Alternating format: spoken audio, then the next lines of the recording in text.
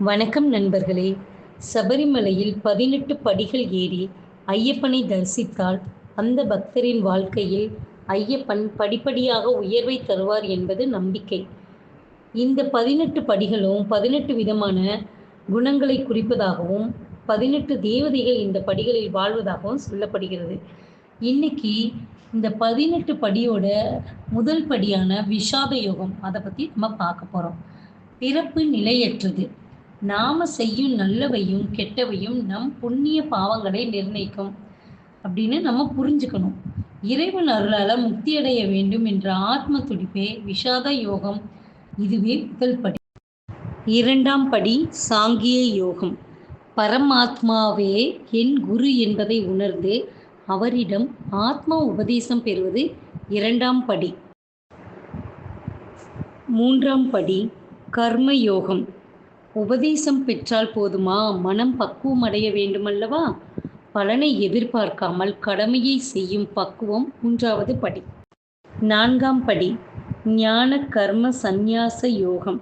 பாவ புண்ணியங்கள் பற்றி கூட கவலைப்படாமல் எதன் மீதும் பற்று இல்லாமல் பரமனை அடையும் வழியில் முன்னேறுவது நான்காம் படி. ஐந்தாம் படி சந்நியாச யோகம். நான் உயர்ந்தவன் என்ற கர்வம் இல்லாமல் தான தர்மங்கள் செய்வது ஐந்தாம் படி. ஆறாம் படி தியான யோகம். கடவுளை அடைய புலனடக்கம் முக்கியம். ஐம்புலன்களும் நம் கட்டுப்பாட்டில் இருக்க வேண்டும். இதுவே ஆறாவது படி. ஏழாம் படி ஞானம். இந்த உலகில் காண்பவை எல்லாமே பிரம்மம்தான், எல்லாமே கடவுள்தான் என உணர்வது ஏழாவது படி. எட்டாம் படி அட்சர பிரம்ம யோகம். எந்நேரமும் இறைவனை பற்றி நினைப்புடன் வேறு சிந்தனைகளே இல்லாமல் இருப்பது எட்டாவது படி. ஒன்பதாம் படி ராஜ வித்ய யோகம். கடவுள் பக்தி மட்டும் போதாது, சமூக தொண்டாற்றணும். அது ஏழையின் சிரிப்பில் தான் இறைவனை பார்க்கலாங்கிறது தான் உண்மையான ஆன்மீகம்னு உணர்றது ஒன்பதாம் படி. பத்தாம் படி விபூதி யோகம். அழகு, அறிவு, ஆற்றல் என எத்தகைய தெய்வீக குணத்தை கண்டாலும் அதை இறைவனாகவே காண்பது பத்தாம் படி. 11ஆம் படி விஸ்வரூப தரிசன யோகம். ஆண்டவனில் உலகத்தையும் உலகில் ஆண்டவனையும் பார்க்கும் மனப்பக்குவத்தை வளர்த்து கொள்வது 11ஆம் படி. 12ஆம் படி பக்தி யோகம். இன்பம், துன்பம், விருப்பு, வெறுப்பு, ஏழை, பணக்காரன் என்பன போன்ற வேறுபாடுகளை களைந்து எல்லாவற்றிலும் சமத்துவத்தை விரும்புவது 12ஆம் படி. 13ஆம் படி க்ஷேத்ரக்ஷ விபாக யோகம். எல்லா உயிர்களிலும் வீற்றிருந்து ஆண்டவனே அவர்களை இயக்குகிறார் என்பதை உணர்தல் 13ஆம் படி. 14ஆம் படி குணத்ர விபாக யோகம். பிறப்பு, இறப்பு, மூப்பு ஆகியவற்றால் ஏற்படும் துன்பங்களை அகற்றி இறைவனின் முழு அருளுக்கு பாத்திரமாவதே 14ஆம் படி.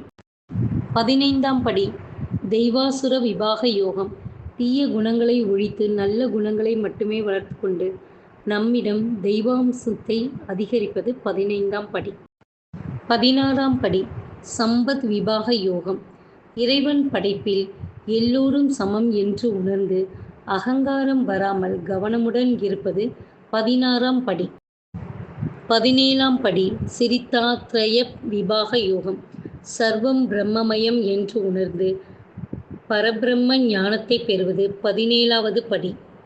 18ஆம் படி மோட்ச சந்நியாச யோகம்.